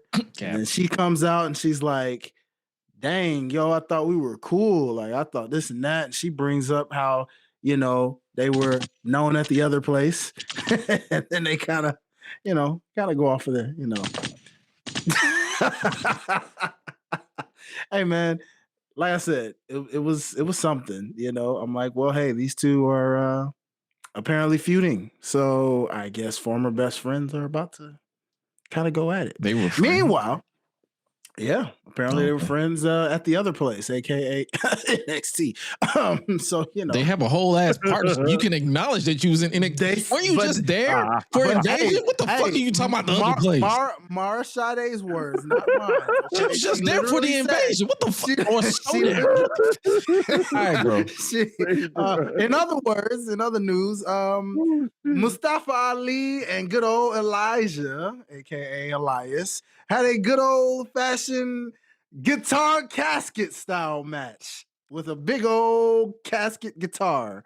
And yeah, it was it was actually kind of interesting seeing a guitar in the form of a casket. I will say that. But yeah, Elijah picked up the win. Despite the fact that they were supposed to do this one-on-one, and Order 4, which is Ali's faction, was supposed to be barred from ringside, yet somehow still got involved in the match anyway. And it didn't work because he still lost. So yeah, that was the main event. So I don't know what to tell y'all, but that was a cello case. It was. That was more. Actually, no, that wasn't even a cello. That was an upright bass. Yeah, there you go. There you go. That's exactly what that was. Yeah, I was like, slightly larger. That thing was huge. I said, "Oh my god!" I was like, "What?" I didn't know Teddy Swims was a wrestling fan. I didn't either. Well, we learn something new every day. Right, I guess he'll be featured as the new WWE wrestler at some point. At this point, yeah. And from what you sold me on TNA, it's good that I did not watch this week. So anyway. Well, ladies and gentlemen, that was your TNA Corner. That did not move me. But... like, hey, this was entertaining to somebody. Congratulations. God damn, bro. Like, I at least watched some of it. I just kept falling asleep on it. Like, I couldn't stay up. Like, I was looking at this cricket button. I was like, yo, I'm gonna let him finish his statement, but I'm literally tempted to push your ass. Like, I'm about to... But the thing is like I'll be trying to catch up on stuff, especially like at night later on, and I'll end up like, well, ladies and gentlemen, I watch TNA so that you guys don't have to. Exactly. So, hey, if you like this TNA Corner and us talk and spotlighting everything, hey, this is for you. If you don't, hey, don't worry about it. You're not alone. I don't like it either. Anyway. Oh boy. All right. So now that we got all that out of the way, I guess we can talk about why the main course, and then we can get up out of here. And that is the Elimination Chamber is going down this weekend. And I think as of now, it's only featuring 4 matches, which is to be expected because that's the WWE pay-per-view MO. Just 4 matches on the pay-per-views. It's been that way for the past 2.5 years. Ain't nothing gonna change. It's 4 matches and a reveal of what's in the crate. That shit. What's in the box? What's in the box? So I guess we can start there. What you think is in the box? Or who do you think is in the box? The gobbledygooker. I got nothing. The turkey? Not gonna hold you. I hope it's the fucking gobbledygooker. I saw someone say it's Danhausen. You know what? I did see that. And that would be tremendous. That would be tremendously, hilariously stupid. Yeah. You're talking about unmoving. That doesn't move me. He's like, man, get this shit off my TV. No. Get it out. Bye-bye. See ya.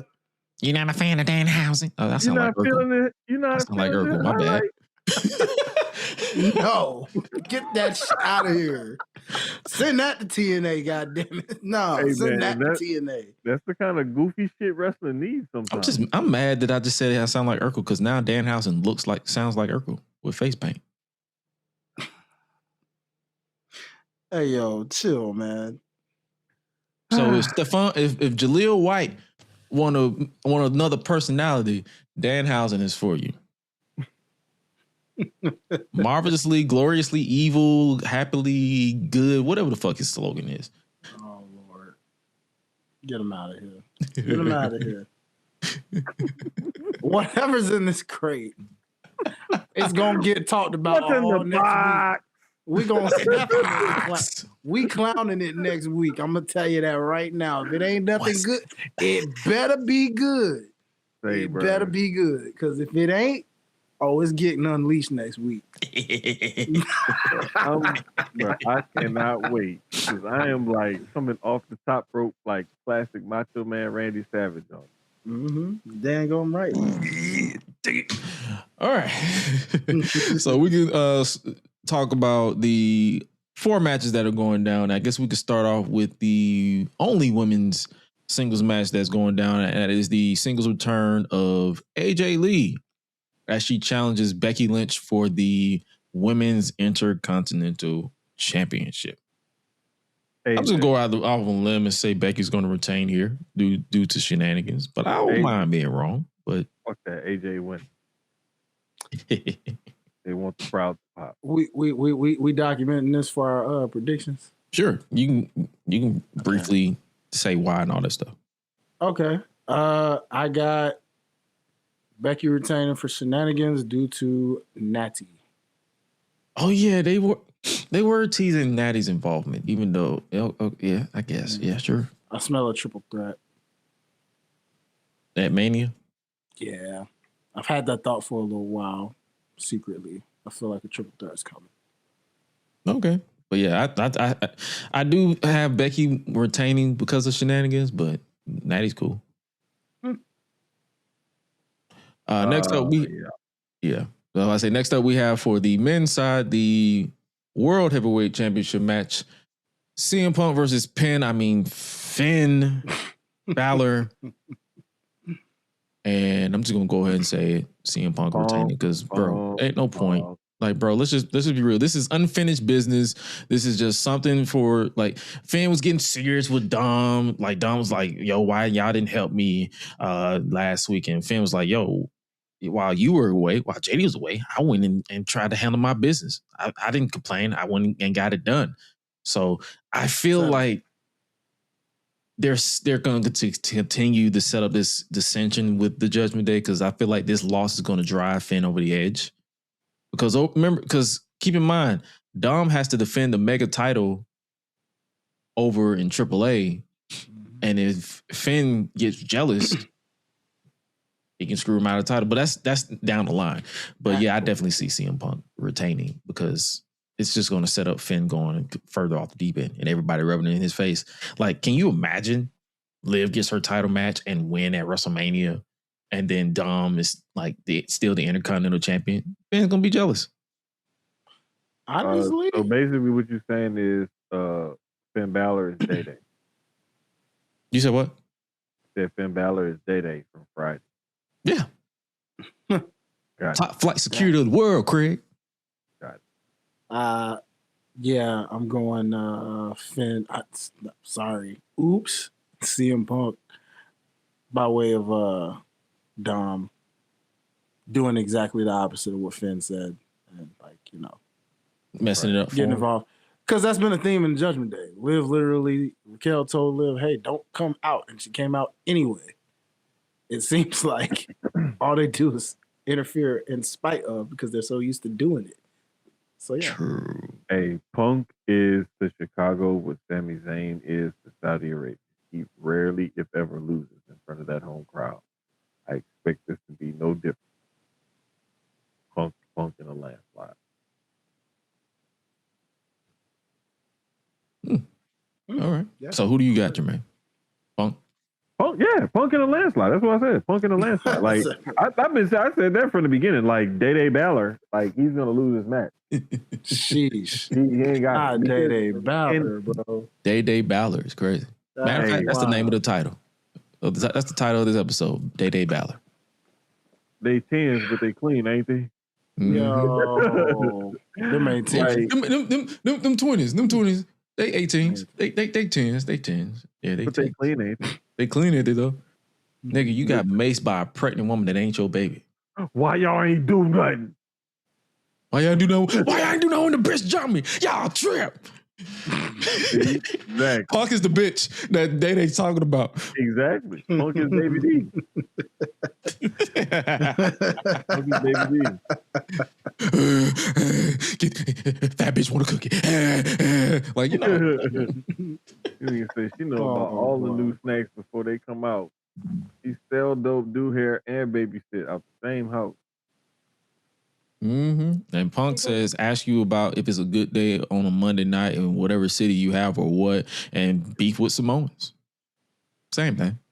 You know what I'm saying? Like and eat donuts and muffins. Exactly. Mm-hmm. So, Exactly. hey, man. So switching gears to the Elimination Chamber matches. We can start off with the women's side because both these title matches have implications for the SmackDown side because both Raw champions are claimed. Roman Reigns gets the World Heavyweight Championship and Liv Morgan get the Women's World Championship. Mm-hmm. Who do we see winning this one as Kiana James, Asuka, Raquel Rodriguez, Alexa Bliss, Rhea Ripley, and Tiffany Stratton all compete for a shot at Jade Cargill's Women's Championship? Who's ready to get a pick first? I'll go for the hell of it. Why not? Mm-hmm. I got Raquel Rodriguez as my main pick. Yet, fell safe going with Rhea. Wow. Mm-hmm. That's crazy because I had the exact opposite. I got Rhea winning and Raquel is on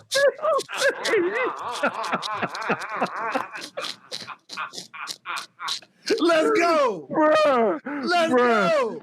Look, Yeah, because I was like, there's only two people that make sense that can make a big money match for Jade Cargill that's in this chamber right now. And I'm sorry, you know what I'm saying? I'm a big dude. I like a bigger women. Them two are the biggest women in this match. In the words of Batista. In the words of Batista. Give me what I want. Give me big meaty women slapping meat. Yes. That's what I'm here for.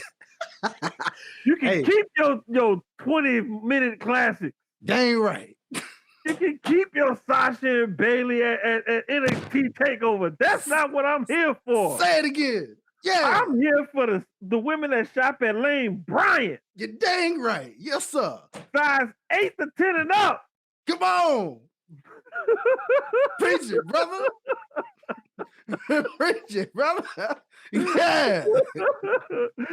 Nah, but he's here for the baby D's of the WWE. You know what I'm saying? That's what, bro. Like that's like could we get a good WrestleMania match between Asuka and Jade?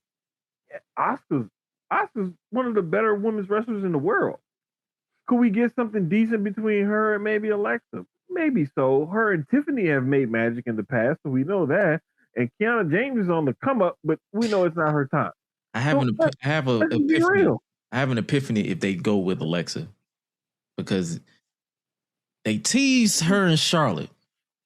Why do I have a feeling if they go with Alexa, Charlotte's going to try to sneak her way into it and make it a triple threat? You know what? I wouldn't be surprised. And pull a SummerSlam 2018. It was like WrestleMania the following year in 2019. Yeah. So, I mean, we could see something like that definitely happening because there's so much time between the Chamber and Mania. So something could obviously change. And just like last year's Road to WrestleMania with the women's title, we thought that it was going to be pretty much Bianca and Rhea. We thought, oh, we're finally getting that match. And they said, no. It was like, Oh, you're getting it all right, just not in the way you thought you were. Exactly. So that's what I'm saying. I'm like, that's what I'm saying. I'm like, I wouldn't be surprised at that. But if I go with my pick, I pick Rhea because I feel like that's the money match right there. Like they need, like I'm thinking about it from a TKO standpoint, even though they maxing people out and blacking out watch parties that I personally don't care about because I don't go to watch parties. I watch it in my crib. If you want to sell tickets, Rhea and Jay make sense. Mm-hmm. Rhea's the babyface, Jay's the heel. And that's the only reason why I'm pushing back on Raquel because I'm like, Raquel's technically the heel. And Jade is too. And I'm like, I like your point. The only reason I mainly picked her outside of me and Jermaine's obvious moment earlier, I would say it's really because they teased it low key from that little segment when Liv came to SmackDown that time, True. And I was like, okay, they kind of teasing this a little bit, but we can argue and say they've been doing that a lot. They've been teasing Charlotte. A lot of things. Like Triple H loves teasing. He doesn't love to execute. Yeah, he's a glorified tease. He is. Literally. I mean, because he's done it with Rhea multiple times and Charlotte. So it really could, because none of us are really wrong on either one of those three options. Because that's what it feels like. Because what you're saying, Gresh, based off the teases with Charlotte, if it is Alexa that wins that, consider that a possible triple threat. That's why Alexa's my fail-safe. Because I'm like, something tells me that they could have her win it. And then they put this test of her friendship with Charlotte to the test and be like, you're supposed to be my friend. You're my best friend. I wouldn't stab you in the back. And Charlotte literally pulls Charlotte and be like, I'm in the match. We can double team her though. And then she steals the win. Yeah. Yeah. So I don't know, man. I'm intrigued regardless. That Royal Rumble spot helps your story too. Yeah. Just saying. Like it's what I'm saying. That's the funny thing about it. The last match we have for the men's Elimination Chamber match, and that is Cody Rhodes, LA Knight, Randy Orton, Trick Williams, whoop that trick, Javon Evans, the Young OG, and main event, the Yeet Man, Jey Uso. Side note, I already see Jey Uso yeeting on top of the pod mid-match. Oh yeah, we're running it back mid-match. Don't matter. It'll be like he'll probably hit a super kick, spear, and then he's gonna look at the crowd. He's gonna climb on top of the pod, and then he's gonna be yeeting to the countdown hits, and then he's gonna jump down, and Randy will go RKO. You know what's gonna happen? He's gonna be up there fighting with somebody. He's gonna knock him down with a super kick. And then he gonna be like, hey, that's when he gonna hit it. He gonna hit it at the most random time. And you know what? I'm not gonna be mad. I'm just gonna laugh because I'm like, you know what? At this point, we need goofy shit in this world. That's when I need Javon Evans to do some Spider-Man type shit to crawl across the cage. And just hit the cutter. Hit the cutter. OG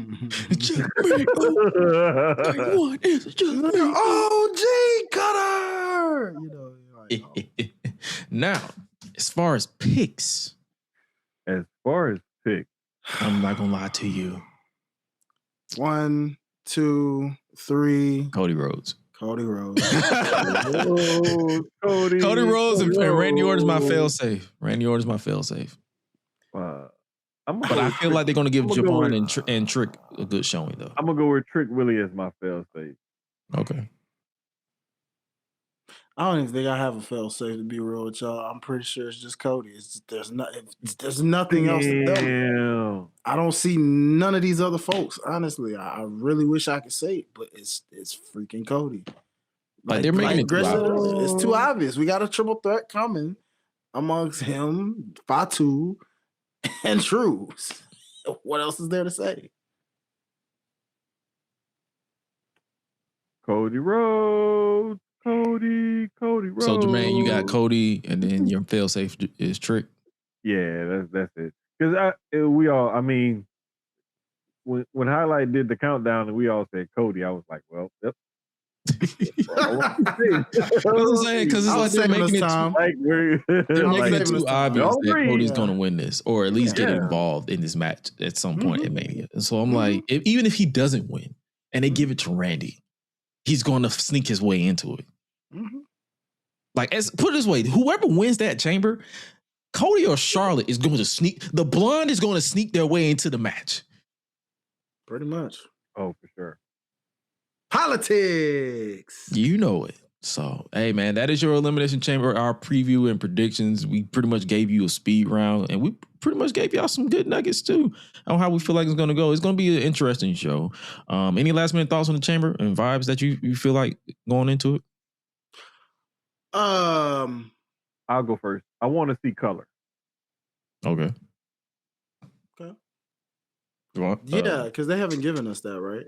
They haven't given us any color. If they did, it was subtle.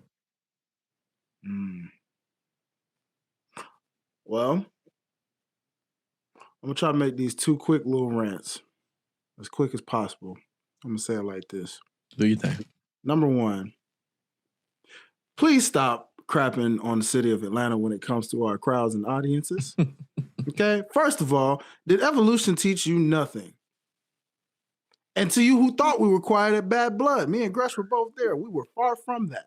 It is not our fault if WWE has mic issues sometimes, okay? Number 1. Or if the show is just boring to most people, because everybody's not going to like that show. Exactly. True.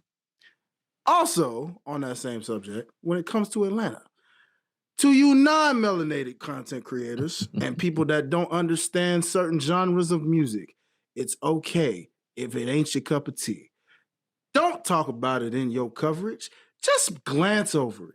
Just talk about wrestling, what you like the most, okay? Leave it out. Stop mispronouncing names and calling people offshoot instead of offset. It's offset. Offset. Offshoot. Not offshoot. Yes. No, this is a serious thing. Bro? Someone literally called this man offshoot. I will tell y'all off air. But nonetheless, yes. His ass better not be from New York. Nope. Okay. The other one, actually, that he partners with. Oh, he's from Chicago. Yeah. Oh, that guy. Yeah. So he black adjacent. It's okay. All I'm saying is people, listen. It's okay if it ain't your content. All right. You don't like it. You don't like it. Cool. Bruh. It's Atlanta. What you gonna get out there? Hip hop. Cause it's literally a heart. It's Atlanta and it's New York City. Hip hop. Among others, because you got Cali out there too. You know, shout out to our boy Graham. You know, West Coast. Cali, West Coast rap. You feel me? Yeah, exactly. Graham and CJ. And I can't forget Texas because you got Houston, you got Dallas. You know what I'm saying? Hip hop exists in certain states and cities. Listen, okay, man. So when you in Atlanta, that's what you gonna get.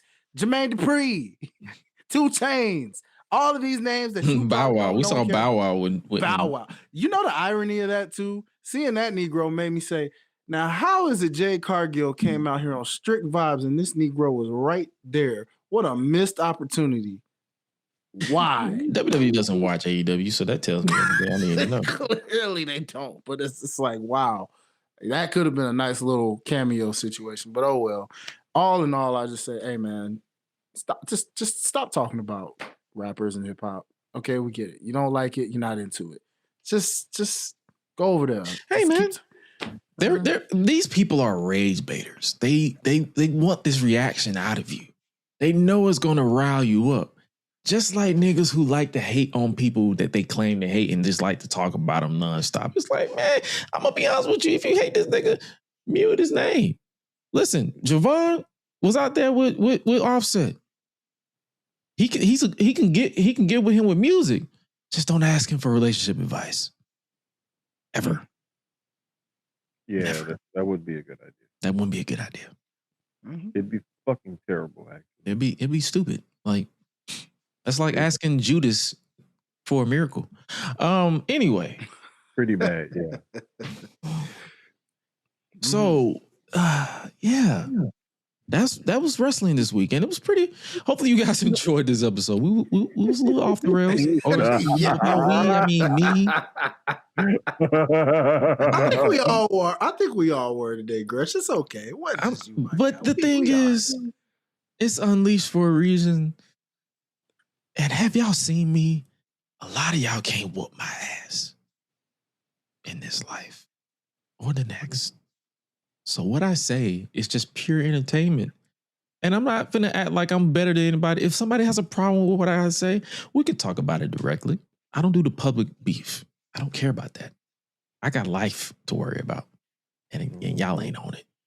However, if you do rock with us and you do like what we put out, we appreciate you.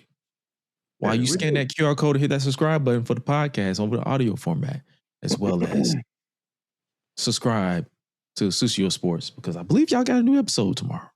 Right there. Yes, sir. Got a new episode tomorrow at 9 Central?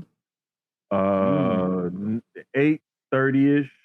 8:30 ish Central, 9:30. So basically, if you're watching Dynamite and you get bored halfway through, you can put on Studio Sports. Like what you do is you just go to the YouTube page and click subscribe, and then you click on that little bell thing or the notification thing. You hit alerts and stuff. And then that way, whenever we do go live, if it's 8:30, if it's 8 o'clock, it could be 8:45. It could be 9 o'clock East Central Time.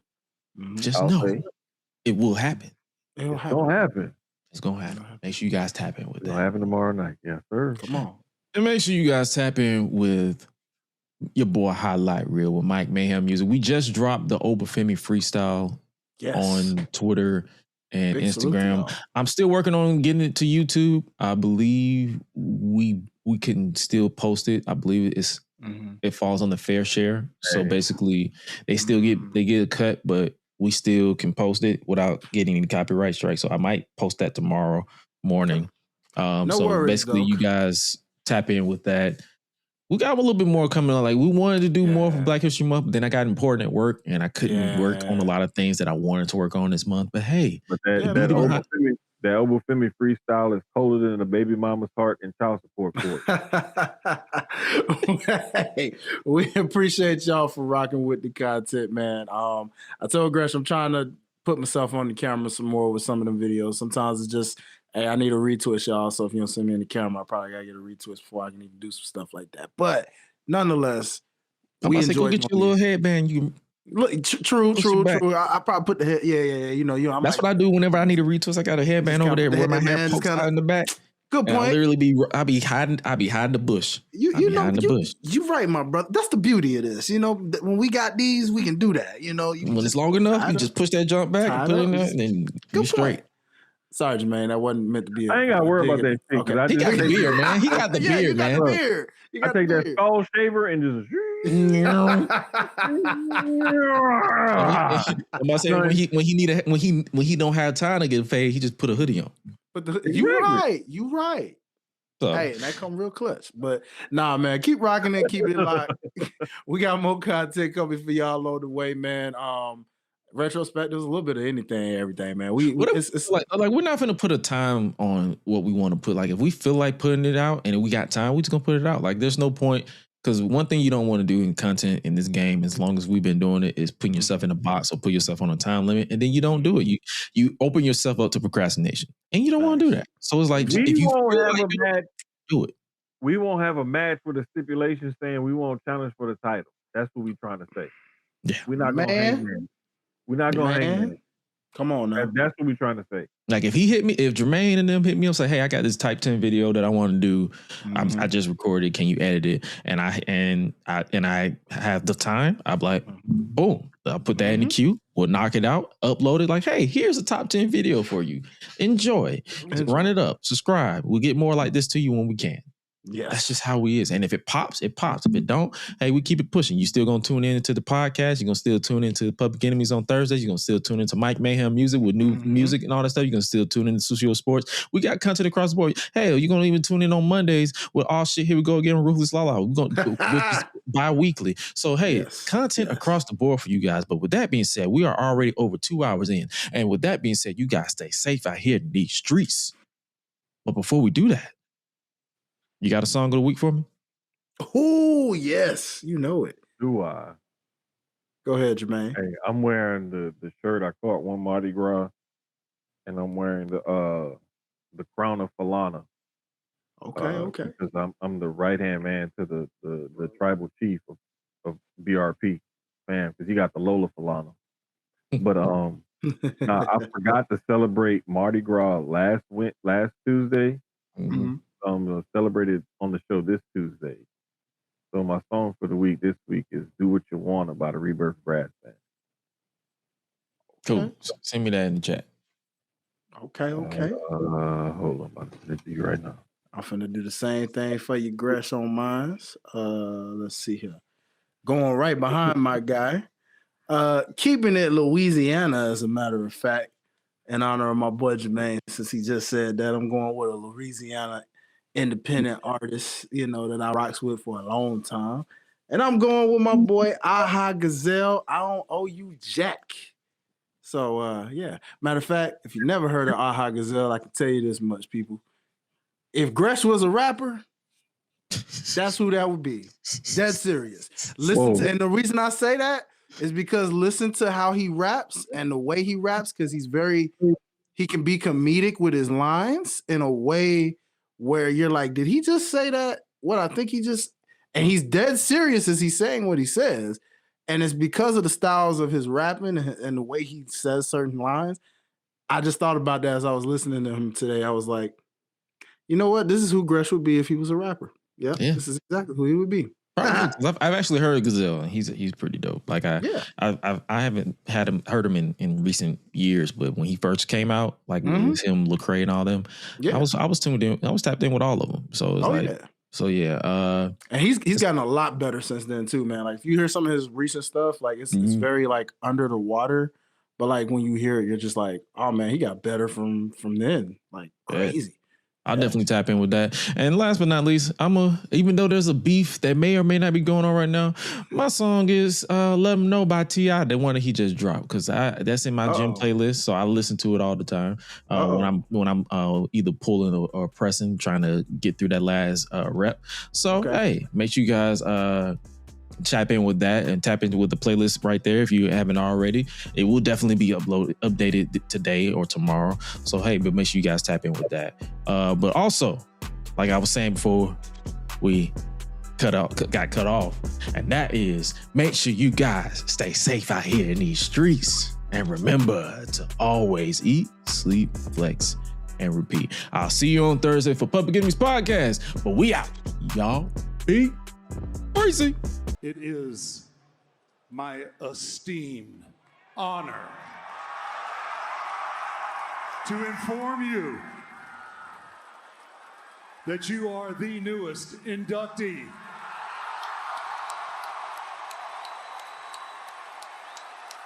in the 2026 class of the WWE Hall of Fame.